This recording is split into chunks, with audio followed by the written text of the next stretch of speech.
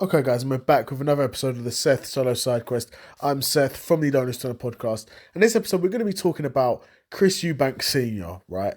Ahead of the Eubank Jr. v Conor Benn fight at Tottenham Stadium. I'm going to be talking about Eubank Sr.'s, some of his comments. Now, he's been talking a lot in the media about his son recently, about Chris Eubank Jr. saying that he's a disgrace for hitting Conor Benn with the egg, which of course he is. That is a very disgraceful thing to do in terms of the sport of boxing. Like you are making it look like a circus, right? But you are at the same time you are selling the fight. And Eubank Senior was talking exactly that, saying that it's stupidity and that it's a circus. And I don't disagree with anything that Eubank Senior is saying regarding that. I actually agree with all of that. But what I do think is very hypocritical about Eubank Senior is when he's referring to Eubank Junior in terms of his weight class. It feels like he's just trying to build in a built-in excuse for this fight against Conor Benn, where you're saying Chris Eubank Senior is saying Chris Eubank Junior shouldn't be fighting at 160, but it was only a few years ago when he was at 168 and Eubank Senior saying he's too small for 168. So begs the question: what one is he? Is he a regular sized middleweight, or is he a super middleweight? Right, because you can't have both. I think Eubank Senior wants to have both, and he wants to try and control the narrative. And Chris Eubank Senior is not stupid, and he's fully aware that if Chris Eubank Jr. loses this fight, his career is absolutely done, and he'll have to retire. Right,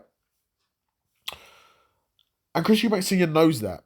So what he's trying to do is have that built-in excuse from now, so he can either say, well, I told you shouldn't have taken this fight, or he'll say, well, Conor Benn beat him when he wasn't at his prime. He shouldn't be at 160. He should be at 160. He's not a big 168 at all. Never has been, never will be. He's stayed around the same sort of size his entire career. He shouldn't be at 168.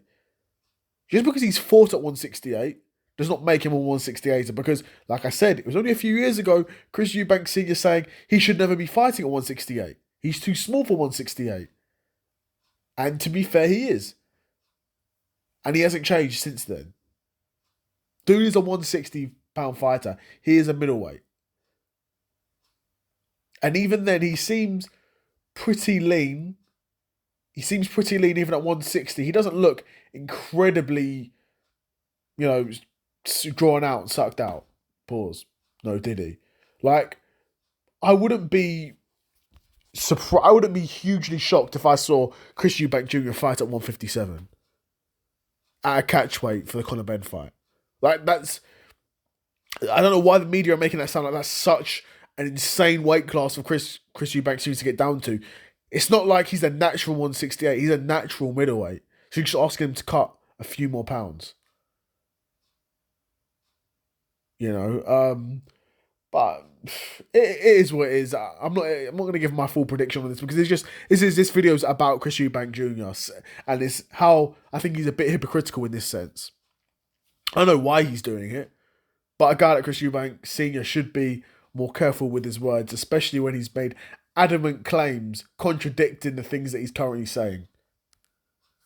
It's not really what's up, but we'll see. I mean, I'm not going to give my full prediction for the Eubank v Benn card or for that fight yet. I've given sort of hints to it before, but yeah, do you want to talk about Chris Eubank Sr. being a hypocrite? And yeah, that one's not going over my head, bro, but other guys it would have. So that's why this video is for you other guys that didn't know that. But yeah, Chris Eubank Sr. is a hypocrite, so he needs to sort himself out. He either needs to say he was wrong about something before or that he was right about something now. So, hey, whatever. I don't even know what I'm talking about now. I'm waffling now. But yeah, another episode of the Seth Solo Side Quest in the bag, and I'm out. Peace.